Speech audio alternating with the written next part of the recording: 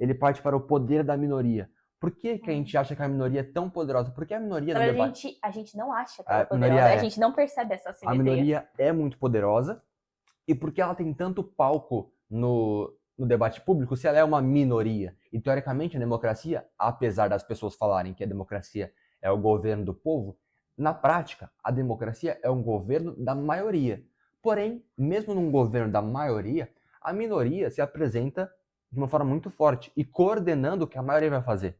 É Por porque quê? ele fala que é a minoria intransigente. Sim. A minoria que não é intransigente, em questão de tempo, some. Mas antes da gente entrar em maioria e minoria, ele traz aqui uma coisa das formigas, que eu achei muito legal. Ele falou assim, estudar formigas individuais quase nunca, por isso que antes de ele entrar nas minorias, ele fala do um e o todo. Estudar formigas individuais quase nunca nos dará uma indicação clara de como funciona a colônia. Para isso, é preciso entender uma colônia de formigas como uma colônia de formigas, nada menos e nada mais, não como uma coleção de formigas. Isso é chamado de propriedade emergente do todo, pela qual as partes e o todo são diferentes. Ou seja, eu não posso estudar o Joe e falar que a sociedade se comporta desse jeito, porque o Joe, enquanto ser social, precisa de se comportar de uma maneira que não necessariamente ele se comporta na vida individual dele. Sim. Eu não posso olhar para um e falar, pela Vitória eu sei como os brasileiros se comportam, porque não é simétrico isso. E aí ele entra, então, nas minorias. Se isso não é simétrico, se o um não pode falar por todos, por que a minoria, em geral, delega leis e delega comportamentos para a maioria? Que é o que ele chama de minoria intransigente. Por que essa minoria é chamada de intransigente? Minoria intransigente, não lembro desse termo, não. Ai, ficou muito na minha cabeça. Ok, mas eu acho que mais pra frente. O que eu ia trazer é que existe um termo chamado kosher, que são alimentos, bebidas que se comportam de acordo com a lei judaica. Os judeus, a não ser em Israel, eles são minorias. Só que eles, aqui ó, nos Estados Unidos eles são 1%, segundo os dados que ele trouxe aqui. Só que parece que todas as bebidas, elas são esse kosher. Por quê? Para o cara que está fabricando a bebida, a comida, é mais fácil ele fazer a comida dentro dos padrões judaicos, porque todo mundo vai comer mesmo, do que ele fazer dentro dos padrões da maioria, e ele vai perder muitas vendas, porque os judeus não vão comprar deles, por exemplo. Teoricamente, ele não perde muitas vendas, porque é menos de 1%. É aí que está a simetria. Por que é menos de 1% da população, ou menos 10%, e mesmo assim, a maioria dos sucos são da marca deles? Aí que entra a simetria. A pessoa que toma qualquer suco, já que ela já toma qualquer suco mesmo, ela vai tomar aquele, porque é qualquer um. O cara que é minoria, Ele só nunca toma vai esse, tomar. ele nunca vai tomar outro, então ele só toma esse, então vamos produzir esse. Mas porque mesmo assim o mercado continua fazendo? Porque é relativamente mais barato.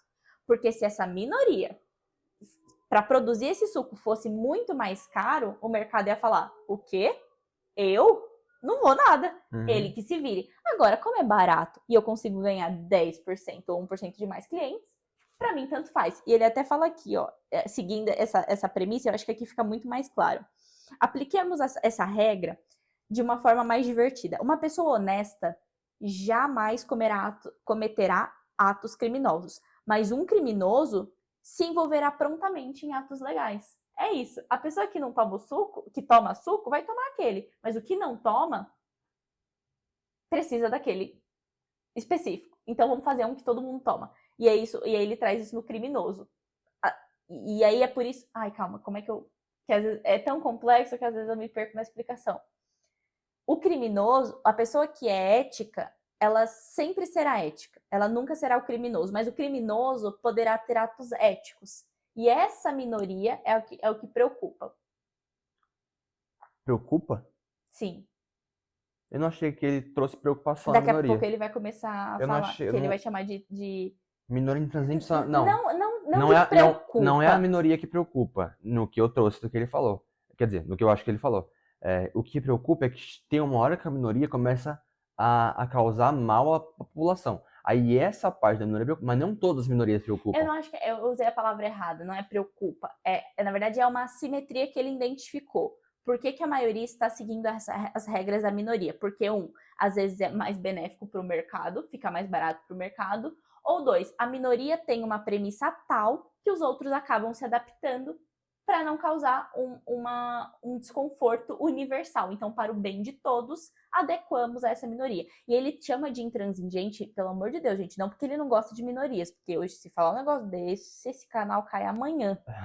Mas ele fala intransigente porque elas são muito daquele jeito. Ele fala, por que o cristianismo, que só tem um Deus, teoricamente, o paganismo é muito mais democrático, né? Você tem vários deuses, você pode adorar o que você quiser. Mas por que o cristianismo cresceu tanto e só ele permaneceu? Porque eles são intransigentes. Esse é o único Deus. E a gente não vai aceitar. Aí os outros falam assim, tá bom. Já que a gente já adora vários, tudo bem. Se você quiser adorar só um. E aí, de acordo com o tempo, as pessoas que são muito permissivas vão perdendo espaço e dando espaço para esses intransigentes. Que esse é o meu jeito de viver. Então, a pessoa que é, por exemplo, vegetariana, ela vem na minha casa, eu como coisas vegetarianas, para mim não tem problema, então eu não vou fazer carne. Essa é uma minoria intransigente, ela é uma, mas todo mundo vai comer vegetariano para agradar essa uma. Sim. Ele fala que talvez ele explica por meio do conservadorismo, né? Edmund Burke, que teoricamente, se eu não me engano, é o pai do conservadorismo, ele apresenta o princípio da prudência. Os conservadores são prudentes, teoricamente, né? Quer dizer, o cara que realmente que sabe o que é conservadorismo, não esse cara que tá gritando na rua. O cara que realmente sabe o que é conservadorismo, ele é uma pessoa prudente. O conservador é o cara que ele não vai atacar. Ele vai esperar para ver a reação para depois agir se necessário. Então, ele fala que esse princípio da prudência do sistema burkeano, ele é aplicado nesse sistema de venda.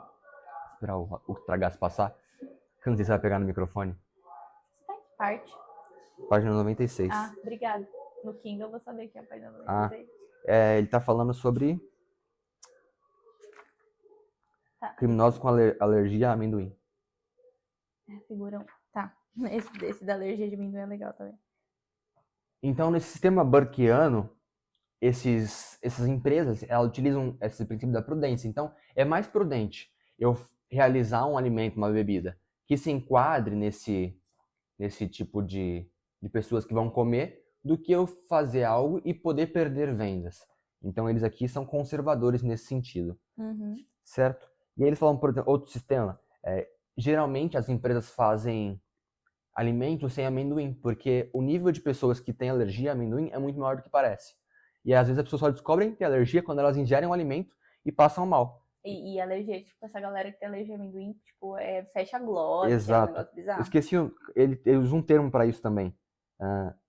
Enfim, só que a maioria das empresas fazem produto sem amendoim, ou quando tem amendoim, colocam de forma bem grande.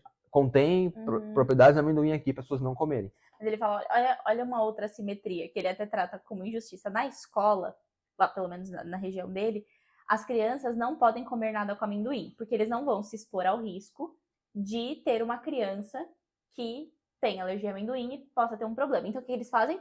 Não tem amendoim nas receitas, para não ter esse risco.